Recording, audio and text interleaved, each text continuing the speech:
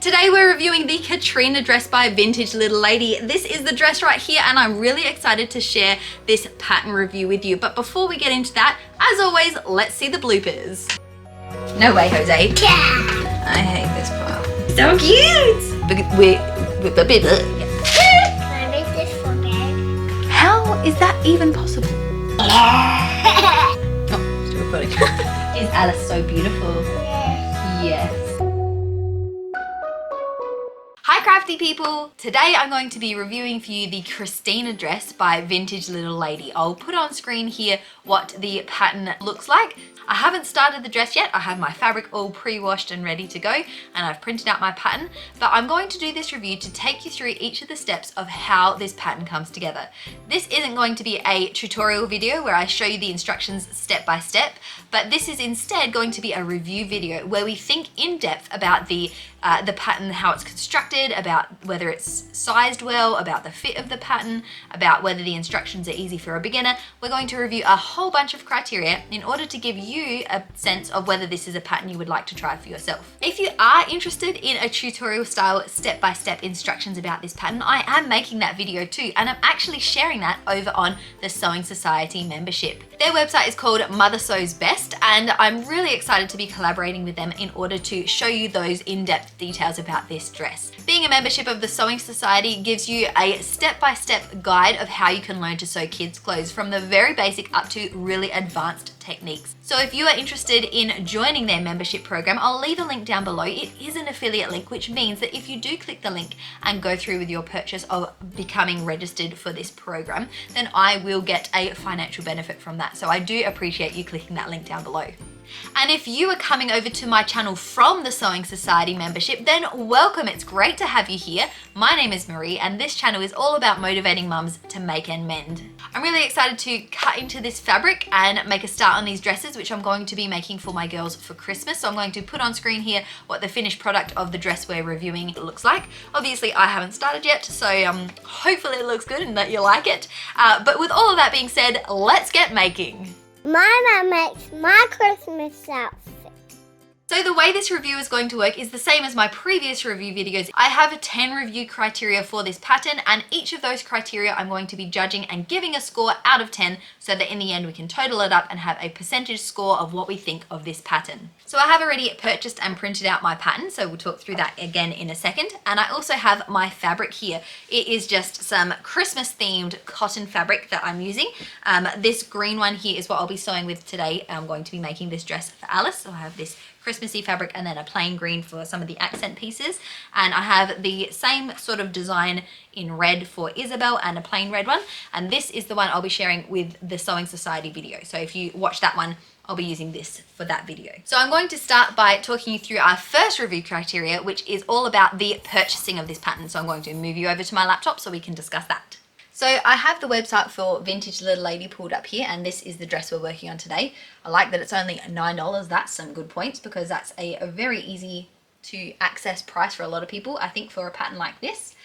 I really found the downloading process of this pattern really good. It was very instant to download the pattern as a PDF. The thing that I liked the most about the downloading process of this pattern was actually that once you purchased it, it not only was an email or a instant download that was sent to you as like a pop-up, but it was actually saved on your account with them. So you can log into your account, like if I log in up here, then I can access the pattern again, which I find really helpful because it's often hard to remember where you save things. Anyone else? So I really like this function here where I can go into my own account and into my orders, and I can see the order here and press view, and then I can access the file again from there. I think that's a really smart way to do it so that you can always have access to it. I'm really happy with that. So I'm going to give the purchasing of this pattern process a 10 out of 10. I really can't fault it. It was an excellent pattern purchasing process. So with our pattern now purchased, we're going to move over to the printout version of our paper pattern, and that will be our next review criteria. We're going to assess the paper pattern and see what we think of it while we're tiling it out. So I'm going to put you on a bit of a time lapse here as you watch me tiling out this pattern. There are 16 pages to this printed pattern, which you tile out in a 4x4 square. And I really like that in the instructions on the computer, it has a tiling guide where it shows you how many pages across and then how they tile together. I really like that that. I really like the big number on the front of the pattern because that way you can just really easily just put them in numerical order. It's so easy to tie it together, and I found this pattern really easy. I also tried a new technique of folding the corner over instead of cutting and pasting, and it was so much faster than ever before. Some of the pattern pieces are just rectangles, and in the pattern there it says to just cut them out. It's given you the length dimensions so you don't have to pattern as many things together, which I really appreciate because I don't want to have to pattern a bunch of pages together just to get a rectangle shape. So I really am happy with this paper pattern. 10 out of 10, and let's move on. The next criteria is going to be all about the sizing charts that are included in the pattern. And while I am talking you through that, I'm going to put you on a time lapse so you can see me cutting out the size that I pick out of the paper pattern, and then we're going to also cut it out of our fabric. The pattern is sized from 2 to 9, so that's a pretty standard sort of size range for a kid's sewing pattern, so that was fine. But I would say that the size charts themselves I wasn't really a fan of. Here in Australia we use centimeters more so than inches, so a pattern chart that only has inches is not my favorite. I am obviously capable of measuring in inches, so I did do that, but I don't find it to be as comfortable for me, seeing as it's not my standard way of measuring. But even beyond that, I do think that the measuring was a little bit tricky, especially one of the charts was about how much fabric you would need. And what I really wanted to see was a total of how much fabric you need in total to make the dress. But there were all of the fabric pieces that you needed as a breakdown, like how much you need for the front bodice, how much you need for the sleeve, how much you need for the tiered skirt. But there was no total if you're only making all of the parts with one fabric, so you're only buying one piece of fabric, just buy this much. That's what I need. I don't want to have to sit there and add together a bunch of fractions. To fix that, they just need to write the total amount of fabric you need if you were to make the whole thing using one piece of fabric. That's all I wanted to know, and it wasn't there, and that was really frustrating. Using Alice's measurements to look at the size chart, she was halfway between a size 3 and a size 4, and it does say on there if you are halfway between a size to size up, so I have done that. I'm cutting out these pattern pieces in a size 4, and I do appreciate that it does say things like that. It is specific about sizing up, and it does have the finished garment measurements too, which I really appreciate. There was one tricky part that I couldn't quite work out while I was cutting it out, which was that there is a front waistband template piece that looks like this, and there's also a rectangle for the front waistband that you have cut out separately using the rectangle measurements. So as far as I can work out, you use the measurements for the rectangle, and then you put the pin tucks in that, and then place these pieces on top of it to cut out from the piece that you've already pin tucked. But it's not written on these, they just say cut to from the main, and I had to read through the instructions in order to work out that that's what you had to do. So I did find that a little bit confusing. So overall, the size guide and cutting out the pattern pieces, I'm only going to give it a 7.5 out of 10. It was a bit confusing there. Now we're going to start making our dress. So I'm going to find the pieces I need for the first few instructions. We need the sleeve pieces and also the waistband piece that we're going to put the pin tucks on. We need those pieces first. And while I show you here how I am making this dress, I'm going to explain to you what I think of the instructions, which is our next criteria. The instructions for this pattern are really detailed, and they have a lot of explanation about how to do each of the steps, along with some really helpful pictures so that you can see a photo of what each of those steps is going to look like. I'm actually really impressed with how much detail there is in these instructions, and I feel like if a beginner was going to pick up them, they would really find it quite easy to follow most of these instructions. Some of the things I particularly liked were that there were some subheadings so that you knew which part you were working on next. So the pattern is divided up so that first you're doing the sleeve, and it has a little heading on top saying you're working on the sleeve, and then it will talk about the waistband, and it's got a little heading there. I really like the division of that. It just really helps you to see the flow of the pattern and where you're heading. Along with the standard instruction that they've got there, there are also these little instructions in red that are called designer tips, and I really like that as well, because if you are a beginning sewer, it gives you tips about how to baste or different little things that you might need to know about when to iron, which may seem second nature once you have sewn for a while, but it's great that all of those details are written in there as those extra little tips. I think that the details in the instructions are excellent.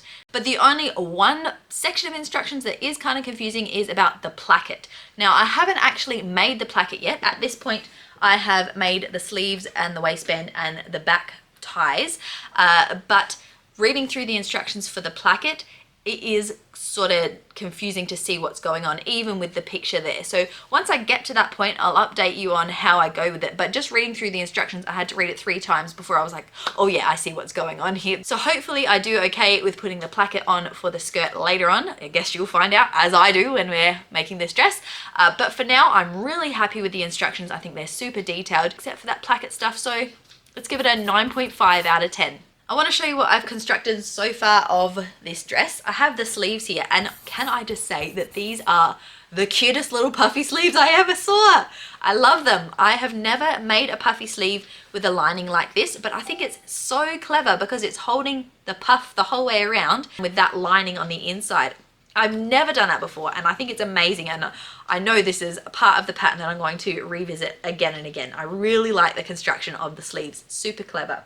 But let's talk about this, shall we? The pin tuck details on the waistband. That was time consuming and tedious for sure. It took forever to do. I did not think it was going to take as long as it did, so I needed to allow myself a lot more time than I did to make these. I think that they turned out pretty well. It was the first time I'd done pin tucks actually. I got some advice from my mum before I did them. I'm quite happy with them, but just so you know, little warning, this takes forever, so allow yourself a lot of time to do that. I do want to bring up a bit of a difficulty I was having. This here is the back tie, and I have followed the instructions about how big to make it, as in how thin to make this strap. And it says I should be able to turn it out with a loop turner. And let me tell you, I can't. I definitely can't. It's way too thin, and maybe my fabric is a bit thicker than what they suggested, but there is no way that I can turn this little strap here out using a loop turner or using any method that I've tried. And trust me, I have tried. So I'm going to have to deconstruct this. I'm going to have to unstitch it, and I'll have to try that a different way. So next I'm going to take all of these pieces and we're going to start attaching it to the bodice. One of the main things I didn't like about the construction process of this dress was that for me, I'd rather just batch all of my steps together. So instead of for the front piece, it says do step 1, 2, and 3 on the front piece, and now take the back piece and do those same steps.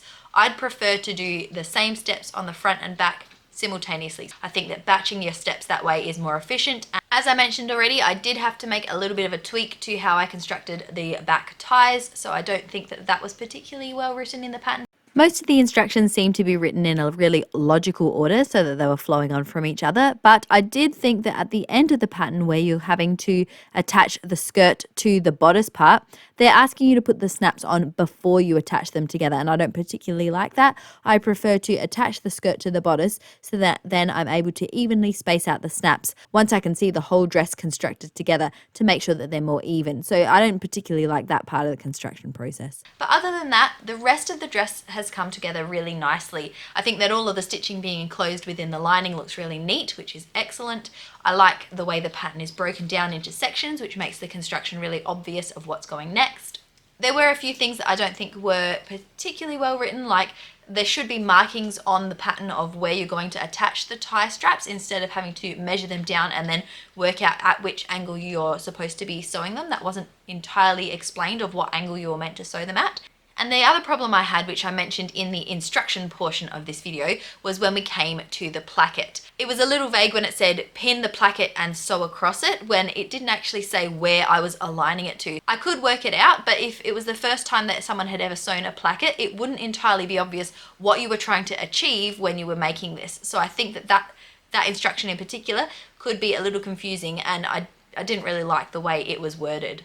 Overall though, I am happy with the construction of the dress. Those are some just really nitpicky things, but this is what it's looking like so far. This is the bodice section, and I am still in love with these sleeves, like I already mentioned. So now we'll think overall what I think of the construction process of how they have designed this pattern to all come together, and I think I would give it an 8 out of 10. It's pretty good, but there are a few tweaks that I would make. The next category of things that I like to assess is the pockets, but unfortunately this pattern does not come with pockets. So the next step would actually be to just start sewing the skirt together. But I'm not one to make a dress without pockets. It will never happen in my house. So I have cut out some pockets, just my own pocket template that I use for all of my kids' clothes. So I am going to be putting some pockets in the side seam. So as I show you me putting the pockets in the skirt and making the rest of the dress, let's have a little chat about the pockets. Obviously, because this pattern didn't come with pockets, it's sort of a hard thing for me to judge. Do I give it a 0 out of 10 because there are no pockets?